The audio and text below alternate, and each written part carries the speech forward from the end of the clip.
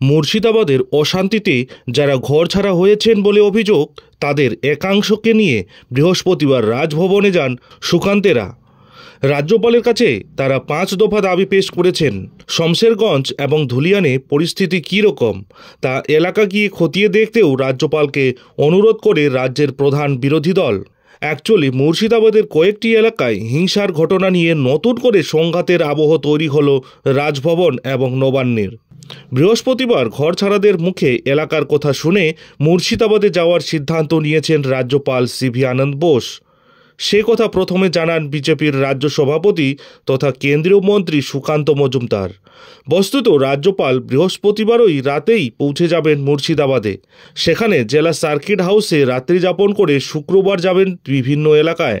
রাজ্যপালের প্রস্তাবিত মুর্শিদাবাদ সফরের কথা শুনে মুখ্যমন্ত্রী মমতা বন্দ্যোপাধ্যায় সরাসরিই তাকে এখন ওই সফরে না যাওয়ার আবেদন করেন। মুখ্যমন্ত্রী বলেন, আমি রাজ্যপালকে অনুরোধ করব আরও কয়েকটা দিন অপেক্ষা করে যান। কিন্তু মুখ্যমন্ত্রীর সেই অনুরোধে রাজ্যপাল সাড়া দেননি, যা থেকে আরও একবার নবান্ন রাজভবন সংঘাতের আবহ তৈরি হলো বলেই মনে করছেন অনেকে। কেন রাজ্যপালকে কয়েকদিন অপেক্ষার কথা বলছেন তারও ব্যাখ্যা দিয়েছেন মুখ্যমন্ত্রী। মমতা বলেছেন, আমি রিকোয়েস্ট করব বাইরে থেকে এখন কেউ যাবেন না। আমিও তো যেতে পারতাম, যাইনি।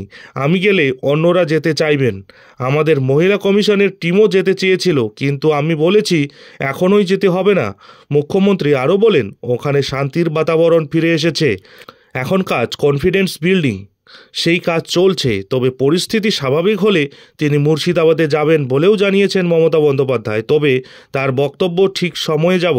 ঘটনাচক্রে মুখ্যমন্ত্রী রাজ্য মহিলা কমিশনের দলকে মুর্শিদাবাদে যাওয়ার অনুমতি না দিলেও বৃহস্পতিবার রাতেই কলকাতায় পৌঁছানোর কথা জাতীয় মহিলা কমিশনের একটি দলের, যার নেতৃত্বে থাকবেন চেয়ারপারসন বিজয়া রহাটকর স্বয়ং।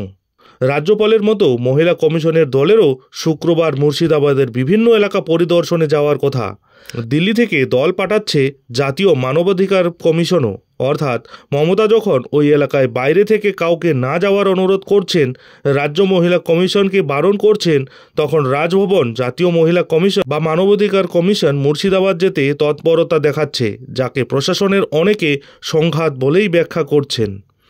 মুর্শিদাবাদের অশান্তিতে যারা ঘরছাড়া হয়েছেন বলে অভিযোগ, তাদের একাংশকে নিয়ে বৃহস্পতিবার রাজভবনে যান সুকান্ত সহ বিজেপির নেতারা। রাজ্যপালের কাছে তারা 5 দফা দাবি পেশ করেছেন। শমশেরগঞ্জ এবং ধুলিয়ানে গিয়ে পরিস্থিতি দেখার অনুরোধও করেছেন তারা।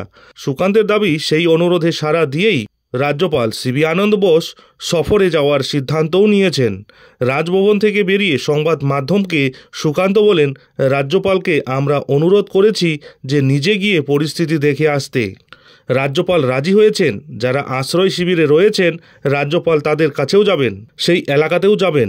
সুকান্তের ইঙ্গিতপূর্ণ মন্তব্য, রাজ্যপালকে আমরা বলেছি আগে দেখে আসুন, তারপরে প্রয়োজনে কঠোর পদক্ষেপ করুন। সংবিধান অনুযায়ী কী পদক্ষেপ করা সম্ভব দেখে নিন, সেই অনুযায়ী সিদ্ধান্ত নিন। সুকান্তের সঙ্গে বিশাল লামা, মালতী রাভা রায় সহ 3 বিধায়ক ছিলেন রূপা গঙ্গোপাধ্যায় এবং তাপস রায়, ছিলেন আক্রান্ত লোকজনও।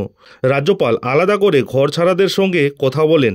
বিজেপি রাজ্যপালের কাছে যে 5 দফা দাবি পেশ করেছেন, সেগুলি হলো অশান্তি কবলিত এলাকায় স্থায়ী বিএসএফ ক্যাম্প তৈরি করা, যাদের বাড়ি ভাঙা হয়েছে তাদের বাড়ি পুনর্নির্মাণ করে দেওয়া, পরিবার পিছু 5 লক্ষ টাকা করে ক্ষতিপূরণ এবং প্রত্যেক আক্রান্ত পরিবারে একজনকে স্থায়ী সরকারি চাকরি দেওয়া এবং দোষীদের দৃষ্টান্তমূলক শাস্তি নিশ্চিত করা। প্রসঙ্গত, বুধবার নেতাজি ইন্ডোরে ইমাম মুয়াজ্জিমদের সম্মেলন থেকে মুখ্যমন্ত্রী মমতা বন্দ্যোপাধ্যায় ঘোষণা করেছিলেন, অশান্তিতে নিহত 3 জনের পরিবারকে 10 লক্ষ টাকা করে ক্ষতিপূরণ দেবে রাজ্য সরকার।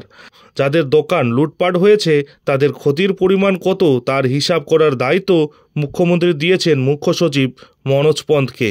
এখন দেখার বিষয় হলো, নবান্ন এবং রাজভবনের এই টানাপোড়েনের পর এই মামলার জল কোন দিকে গড়ায়, নজর থাকবে সেদিকে। যাই হোক, এখন এখানেই শেষ করছি। এই ধরনের পরবর্তী গুরুত্বপূর্ণ আপডেটের জন্য অবশ্যই চ্যানেলে চোখ রাখুন।